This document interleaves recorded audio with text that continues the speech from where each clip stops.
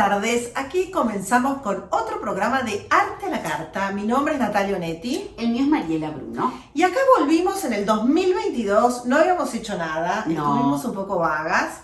Pero bueno, a pedido del público y de nuestros seguidores, volvimos a grabar en podcast, video, YouTube o lo que se llame. Sí. Anywhere you go, give it all. Anywhere you say, anywhere.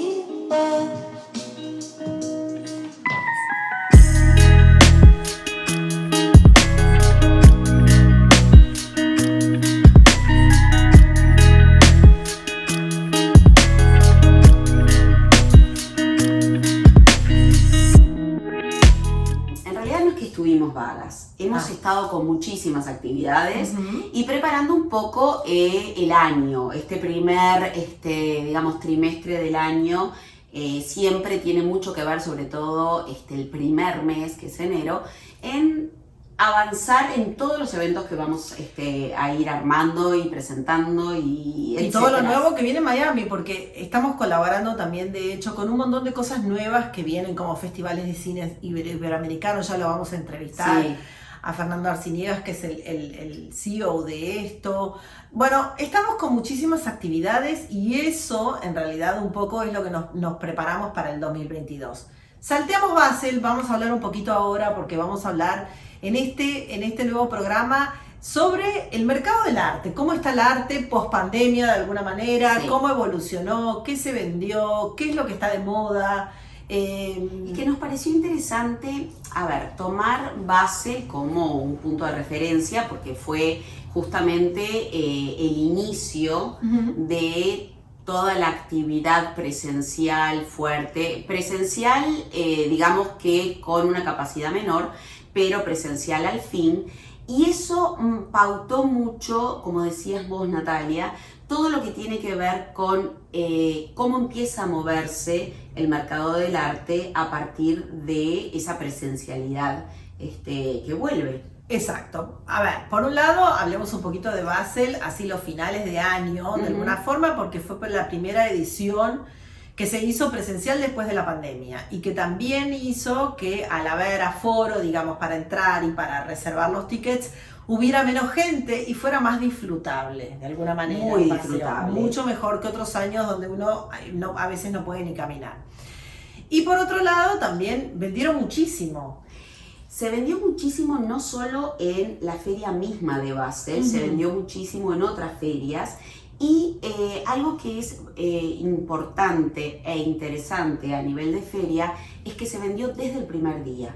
Es decir, los coleccionistas llegaron ya sabiendo, muchos de ellos, cuál era su objetivo, qué era lo que les interesaba. Y mostrando además una tendencia de mercado, cuando hablamos de mercado del arte, en el cual hay mucho movimiento, porque hubo un receso en la compra durante 1 año y medio. Exactamente. Y aparte salieron piezas como que estaban un poco perdidas, o los artistas han sacado cosas sumamente creativas.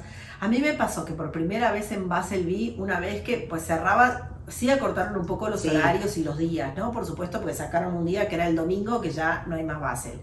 Pero me llamó la atención una de las tantas veces que volvía, que era como, viste, como los autos de Fórmula 1 cuando paran y le cambian las ruedas. Bueno, la misma sensación me pasó, que en un momento estaban cerrando y las galeristas con guante blanco cambiando los cuadros, porque obviamente a la noche hay seguridad y no puede circular nadie, hay un horario. Sí, y son súper estrictos. Vendían y aprovechando esos 4 días cambiaban todas las obras, o sacaban lo vendido y ponían nuevo. Eso fue un poco lo que hablamos con algunos de los galeristas durante el recorrido que hicimos, que precisamente los galeristas habían llegado con mucha más obra de la que manejan habitualmente, trayendo a la feria. ¿Por qué? Porque tenían stock, diciéndolos en términos de mercado y de comercio, pero además porque querían mostrarlo. Entonces, a diferencia de otros años, como tú decís, se colocaba la pieza, se vendía, y en vez de uno ver el típico puntito rojo, lo que se hacía era, se sacaba la pieza y se colocaba una nueva. lo cual hacía que fuera muy dinámica Sí, porque uno la iba feria, ¿no? día tras día y eso se renovaba Sí. continuamente y veíamos cosas nuevas. En líneas generales, más allá de, volvió, hay como una, para hablar un poquito de, ya meternos un poquito en el tema del arte, para mí en líneas generales hay una vuelta muy grande a la pintura, Sí, porque la mayoría de las cosas, o sea, de las obras que se presentaran eran de pintura.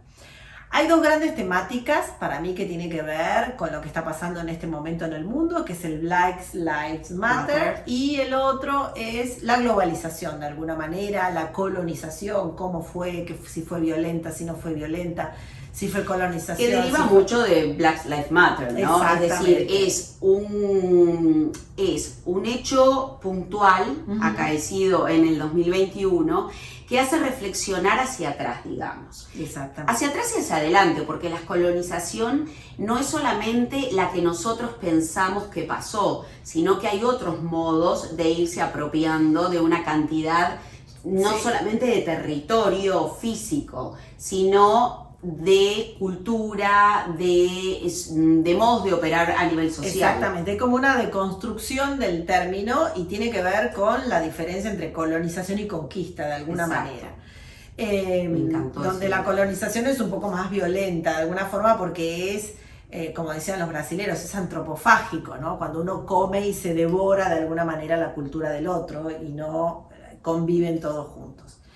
Creo que una de las piezas, que fue una de las favoritas a nivel que la pudimos ver en todas las redes, en todo el Instagram, todo el mundo sacó fotos y se sacó fotos, es justamente una de las que estaba en Meridian, que es la de Chinka Yonibara. Chinka Yonibara, Sí, exacto. que es un artista de África, que son unos niños que están escapando de alguna manera o están migrando, porque en realidad el tema grande ahí es la migración. Y sobre todo porque hay una diferencia cultural, ellos están subiendo, una escalera como bien de la época de la colonia, ¿no? Con otro nivel de alguna forma y ellos están... Muy imperial, muy si se quiere, imperial, la escalera, exactamente, ¿no? que tiene que ver con la migración de los del sur al norte en Estados Unidos. Pero en realidad, si uno no sabe eso, igual habla de la migración, de los niños migrantes, y también de estos niños que tienen un mundo en la cabeza de alguna manera, porque dentro de lo que es la globalización, toda esta gente que no tiene acceso a internet o no tiene acceso a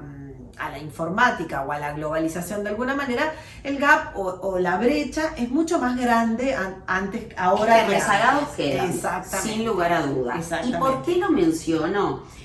Porque sin lugar a dudas fue una de mis piezas favoritas, Divinas. no solamente por todo el contenido, todo el concepto que manejaba, sino porque es un artista que a mí personalmente me encanta y me encanta por sus detalles, me encanta por el manejo de las telas, por el manejo de esos pequeños detalles como pueden ser.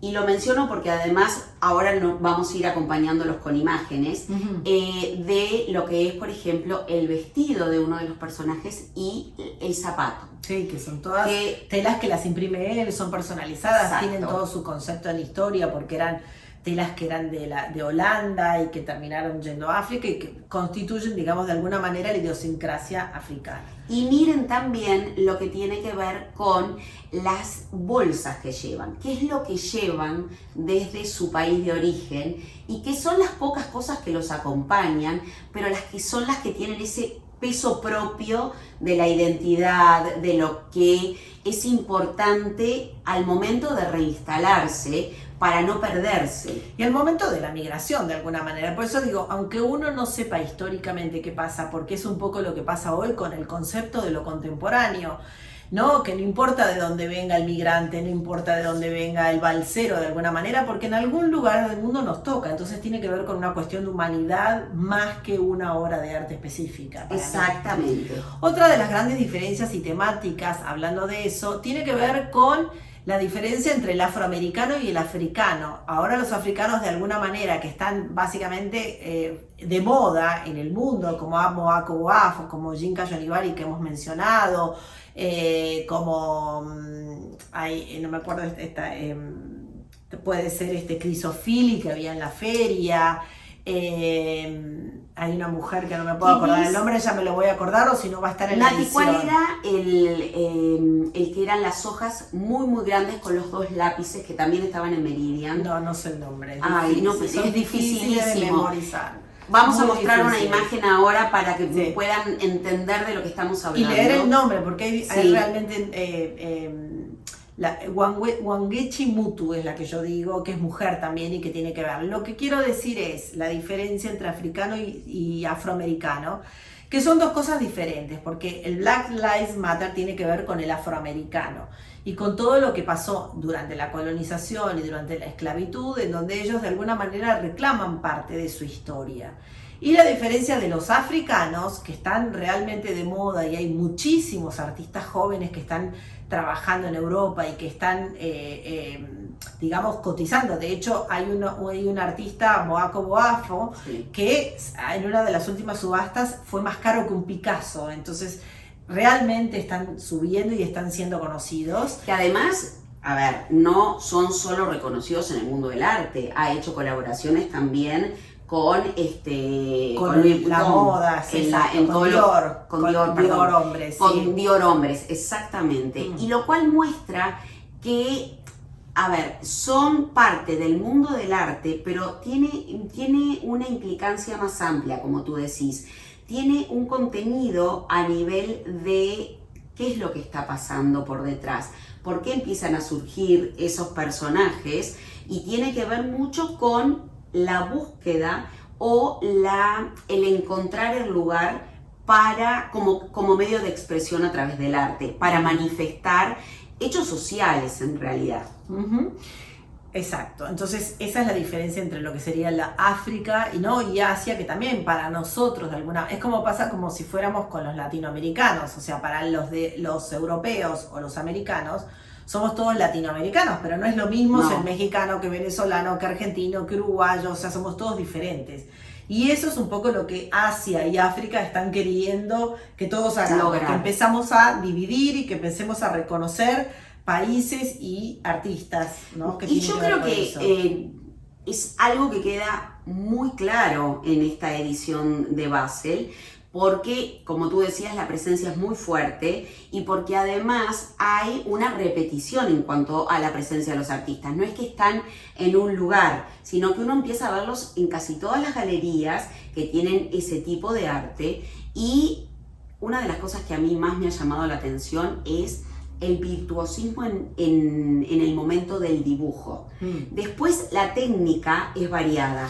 Y eso es un poco pero que para mí es la tendencia, como dije al principio, tiene que ver con la pintura, como que vuelve este medio que se había perdido de alguna manera o estaba en desuso. Cuando viene el arte contemporáneo, que aparece en los nuevos medias, y que ahora vamos a hablar de los NFTs, que aparece en el arte contemporáneo, aparecen los nuevos medias, ¿no? Como el performance, el video, o sea, todas, la fotografía como arte, que antes no existía, o sea, existía como foto, pero no como medio artístico. Y la pintura había quedado un poco afuera, la instalación, la escultura que se agranda, entonces tiene mayor importancia. Y ahora hay esa vuelta a la pintura. Y con lo que decías vos con respecto, es como que cada uno tiene, es increíble cómo van logrando cada artista su propio trazo. Como en su momento tuvo Pollock, que era, o sea, Era no, de él, lo sí, reconocía, exacto. o sea, era Pollock, uno ya sabía cómo era.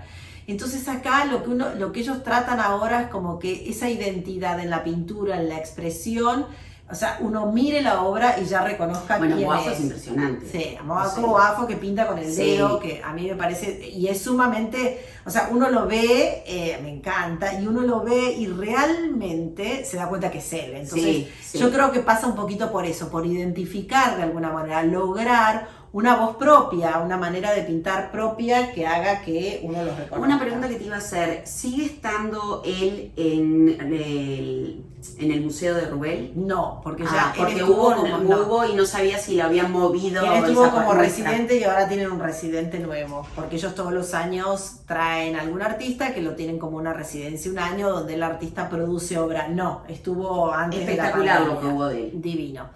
Igual Pero bueno, imagino que se deben haber quedado con alguna pieza para el propio museo, ¿no? exactamente, pero sí, siempre Siempre quedan. siempre quedan con piezas para el museo.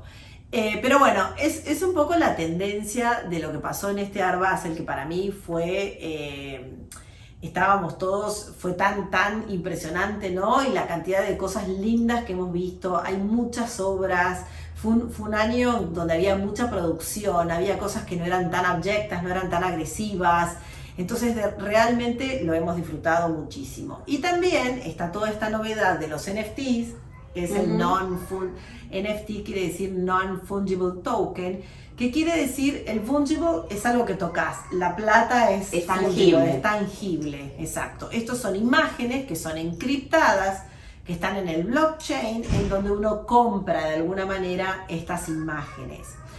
Y todo el mundo pensaba en un principio que eso iba a reemplazar de alguna manera el mundo del arte. Y yo creo que va a quedar como un media más.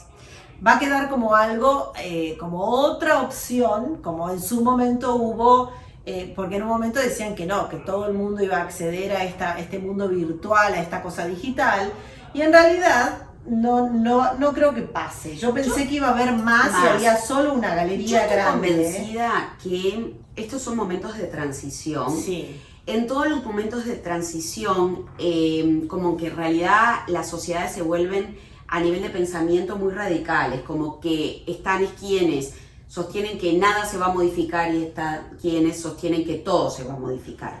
Yo creo que hay una convivencia en general porque es necesaria, es decir, las medias que se han venido utilizando hasta ahora, lo que es el óleo, lo que es el dibujo, lo que es una escultura, van a seguir existiendo. Lo que pasa que va a haber una incorporación, como tú decís, y no va a haber un reemplazo. No. Es eso, va a haber una incorporación. Hay que ver en qué medida y en qué volumen. Incluso en una discusión que tuvimos el otro día hablando de NFTs, y dijo, nadie estaba preocupado cuando apareció el video que lo otro iba a desaparecer. Y Exacto. yo creo que es un poco lo mismo.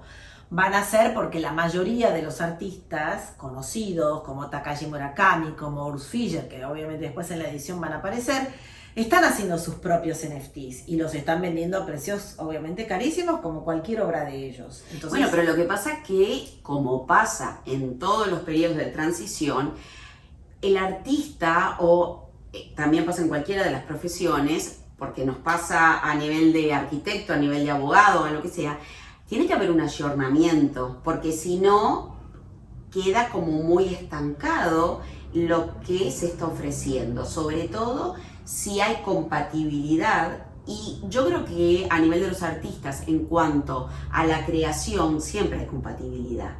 Es decir, no quiere decir que vayan a dejar de hacer o de utilizar lo que los identificó, pero siempre van a estar innovando. Totalmente. Va a ser una media más, hay que investigar. Ellos un poco, los chicos jóvenes, de alguna manera son los que están involucrados porque tiene que ver con todo el criptosistema. Ellos dicen que uno no tiene que saber arte para comprar, hay cosas que se están poniendo de moda, que no son de artistas y no son de arte, sino que tienen que ver más con esa media. Igual te voy a hacer un comentario que me pareció muy atractivo. Estuve leyendo que Christie's y un grupo de artistas que sí van a manejar los NFT, no van a permitir que se haga subasta por personas que desconozcan la obra del artista. Están trabajando sobre cómo se va a hacer, porque precisamente lo que les interesa es que, si bien se comercialice, no se genere simple y pura y exclusivamente que sea una transacción. Ellos sostienen que tiene que haber una emoción. Y que la emoción no tiene que ser solamente porque estás invirtiendo, sino que tiene que ir más allá. Entonces hay todo como como un departamento que está estudiando con este grupo de artistas cómo lo van a manejar para que la subasta se ejecute de esa manera.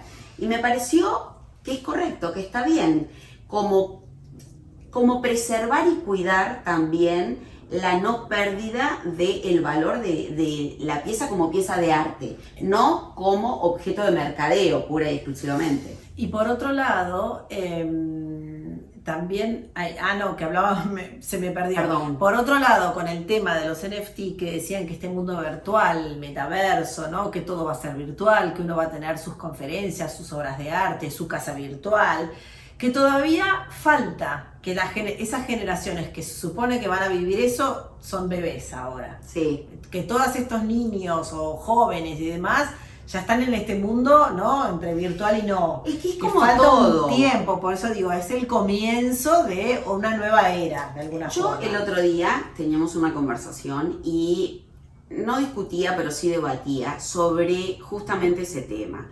Nosotros somos una generación que creció aprendiendo a manejar la tecnología. Mis hijos son una generación que creció en la tecnología. Y creo que lo que vos acabas de decir tiene que ver con eso. Ujú. Nosotros vamos a crecer aprendiendo a entender qué es un NFT, qué es, a ver, yo como arquitecto acabo de estar leyendo que hay arquitectos que ya están manejando casas virtuales para ofrecerlas y que las están trabajando a partir de las sensaciones. Para mí es un mundo en el que voy a tener que investigar y que puede ser que en algún momento llegue a acceder a algún cliente o algún proyecto. Pero va a ser un aprendizaje. No crecí en eso, No. no me eduqué en eso. Y eso es lo que vamos a ver justamente en lo que tú decís, en los niños que nacen ahora y que van a entrar en una edad en la cual sí van a entrar de lleno en eso. Exactamente. Nos vamos a un corte y enseguida volvemos en Arte a la Carta Podcast, YouTube, no sé cómo lo querés llamar. En canal, en channel. Anywhere you go, give it on. Anywhere you say, anywhere.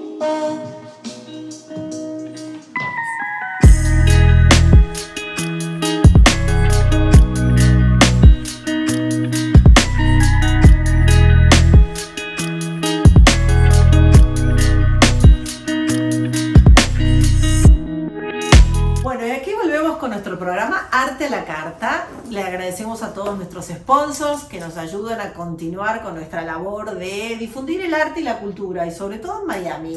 Sí, la verdad que hemos logrado algunas colaboraciones interesantes con algunos de nuestros sponsors y que son parte de las sorpresas que vamos a ir teniendo durante este año, porque creímos que en determinado punto, más que sponsors, era importante que fueran colaboradores. Y estamos súper contentas con eso, la verdad. Sí. Y no dejen de seguirnos en nuestro Instagram, Arte a la Carta Miami. Que viene completamente renovado, hasta parecemos nosotras.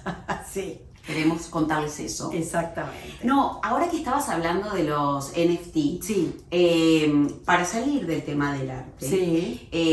pero, a ver, para movernos, porque Sí. no estamos saliendo, parece que hay una gran disputa entre la casa Hermès Sí. y un artista que levantó NFTs con la Cartera de Hermès. La Birkin. La Birkin, exactamente, en la cual, bueno, la compuso con colores diferentes, con texturas diferentes, con una cantidad de cosas, pero Hermès le está haciendo una gran demanda. Gran demanda, porque vendieron muchísimo. Llegaron a vender carteras por $1 millón. El NFT de la cartera, El o sea, la NFT de imagen virtual de la Exacto, cartera. o sea, no te estoy hablando de la cartera física. No, Estamos hablando del sí. NFT. Pero claro, hay una cantidad, y creo que, si bien lo estoy contando como una anécdota que No, puede no es llegar nada a ser, viste, la parte del gossip, Sí. pero en realidad lo interesante de esto es lo que deja ver. Deja ver lo nuevo que es todo esto. Sí. ¿Por Lo qué? legal, me Por imagino los también. gaps legales que hay. Sin duda. Porque en este momento, si bien Hermès está haciendo una demanda con todo lo que es el equipo de abogados de fashion, que son, por supuesto, son equipos especializados en todo lo que tiene que ver con las licencias y patentes de estas compañías de fashion, hay muchos gaps. Entonces, este artista, que por supuesto Mariela no recuerda el nombre, ya va a aparecer en algún momento en mi mente, lo importante es que él sostiene que esto es casi una apropiación, como se maneja en el arte, con la fotografía y una intervención, con un cuadro y una intervención. Entonces ahí hay un espacio en blanco en el cual se está trabajando A y ver es la qué gran pasa, discusión. exacto, con el tema de lo legal. Por otro lado, compañías como Nike lo que hicieron fue también generar su registro de marca para NFTs. Perfecto. Sí. Cosa de evitar Claro. lo que le está pasando a Sí, Hermès, hay colaboraciones con precisamente. Adidas, con muchísimas marcas. Lo que Exacto. pasa que me parece que diría nuestro famoso Maradona, a Hermès se le escapó la tortuga, pues lo tendrían que haber Lo hecho. tendrían que haber hecho. Pero Exactamente. eso es también lo que deja claro Sí, que hay un mundo que se nos escapa. exactamente. Es decir, Nunca se hubieran imaginado de hubieran alguna imaginado manera. que iba a haber una apropiación, porque en general en el mundo, digamos, de lo fungible, Sí. o sea, de lo táctil, lo que sucede es que Hermès es quien va a un artista a pedirle una colaboración, como ha sucedido. Exacto. Ahora estaba viendo, por ejemplo, que Bugs Bunny es el cantante. Bad Bunny. Bad Bunny, ahí va, Bad Bunny, está haciendo una colaboración con Louis Vuitton Ujú. y que la ropa es de Balenciaga. Entonces, en tanto se le sacan las fotos con las carteras, a su vez Hay colaboraciones hay entre colaboraciones marcas también. entre marcas. Sí, que eso lo hizo un poco que también, es muy interesante en el Design District, que pusieron toda esta colección de hombres que abrió Louis Vuitton y Sí. que tiene estos como muñecos, que era Virgil Abloh, que murió jovencito de un cáncer Sí. casi a fin de año. Fue justo a fin de año, porque Justo le cuando hicieron un fue gran Basel, homenaje exacto. en Y el abrió, Virginia Key. exacto, fue en Basel, y abrió justo en el Design District, en una de las esquinas, hay una instalación de alguna manera que la iba a poner él y es fantástica. Para los que visitan Miami vale la pena ir a verla. Realmente no dejen de ir a verlo, Sí, porque son unas esculturas gigantes. Sí. Queda justo en el ángulo ahí enfrente al restaurante. Creo- No, en la otra cuadra. ¿En la otra cuadra? Sí, Bueno, sí. impresionante. Sí, por ahí donde está Tesla, por ahí. Impresionante. Divino, Los lindísimo. colores, hay además ahí una impronta muy fuerte en el tema de ver el logo. O sea, todo el logo de Louis Vuitton en estas esculturas que es arte puro. Fantástico. Realmente impresionante. Impresionante. Y otra de las cosas, antes de que nos vayamos, hoy vamos a hacer un programa ligero, liviano y cortito, Sí. para que no sea... Bueno, nosotros estamos en training. Sí. Sí. Sobre, qué interesante cómo se va metiendo el arte de alguna manera y el arte contemporáneo en todos lados. El capítulo de Sex and the City, Ay, que es el sí. 3 o el 4, Casi me olvido. no me acuerdo. si Es el 3 o el 4. capítulo 3, creo. Sí.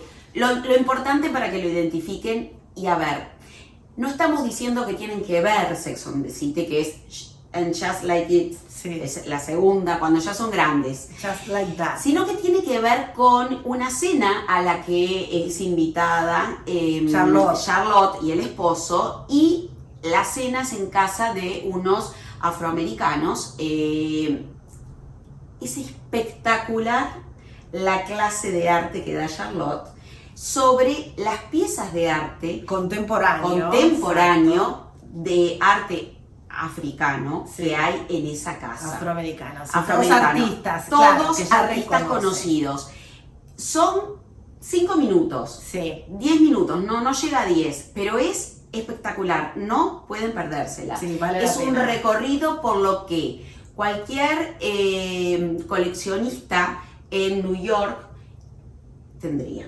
No, incluso la escena es graciosa porque la madre No, la de escena la es muy suegra, graciosa. porque ella se lo discute a la suegra y la suegra dijo gastaron más dinero que un departamento, que una casa, una cosa así, como diciendo que es pérdida de dinero. Bueno, exactamente. Y ahí cambio de Charlotte generaciones. Claro. Exactamente. Y ahí Charlotte le explica a la suegra que no, que su amiga, que es la nuera, hizo una inversión Increíble. increíble. Ujú. Y un poco esto tiene que ver con lo que hablábamos con Natalia en términos del mercado de arte. Sí. Cómo ha habido una expansión en lo que tiene que ver además con la creencia de que comprar arte es invertir. No es solamente un tema de goce, sino que también se justifica a través de la inversión. Bueno, lo que estábamos leyendo de las subastas, que Sotheby's y Christie's en los últimos años han aumentado un 17-18% sus ventas, es una barbaridad. Sobre todo cuando hablamos de las cifras que hablamos. Y de las pandemias y todo lo que no se ha vendido, y han vendido muchísimo por las subastas, y que justamente la gente, y que casi todas las obras que han salido a subasta han superado ampliamente el tope de, digamos, máximo que ellos pensaban que iban a vender una obra. Con lo cual, en ese tope máximo, lo que festejaba la gente era, ¿no?, el dinero, el éxito, de alguna forma, más que vender la pieza. Más que la pieza en sí. Más que la pieza en sí. Y eso tendría que ser parte de todo otro análisis en cuanto a... Porque eso ya es un tema que tiene que ver con la sociedad y con lo que se valora. Y creo que sería en algún momento interesante ver a quién invitamos para que nos cuente un poco por qué es esa valoración del poseer, del tener una pieza cara, no importa la pieza que sea. Que es un poco lo que eso es un poco también discutimos o nos enseñás con respecto a la parte filosófica. Bueno, pero de alguna manera es un poco como hizo Andy Warhol, fue un poco el que empezó con ese mercadeo en el cual son commodities de alguna forma, ¿no? Es como que uno se compra la obra de arte, no una obra de arte. No, es como yo me compro la cartera de Chanel, o sea, crea un commodity, todos tienen ese deseo, como hablamos hoy con la Birkin, no es una cartera cualquiera, entonces claro. Tiene que ver justamente con eso, no es cualquier obra, sino es la obra, entonces hay todo un tema de deseo, de marketing y demás que tiene que ver con eso. Pero bueno, terminamos con nuestro programa. Hoy lo hacemos rápido como para empezar el 2022 con todo. No lo hacemos rápido, lo hicimos corto porque, repito, estamos en training. Y bueno, ya se vienen muchas novedades, nos vamos de viaje, vamos a tratar de transmitir y vamos a mostrarles un poquito de cosas distintas. Así que espero que en el 2022 nos sigamos viendo. Sí, estamos súper disfrutando, la verdad, con todo lo que estamos preparando. Así que nada, les pedimos que nos sigan en nuestras redes, que sigan viendo nuestro programa y que nos manden comentarios. Ahora tenemos nuestro canal de YouTube, que es Arte a la Carta, así que pueden suscribirse y pueden seguirnos desde ahí. Chao. Nos vemos. Nos vemos.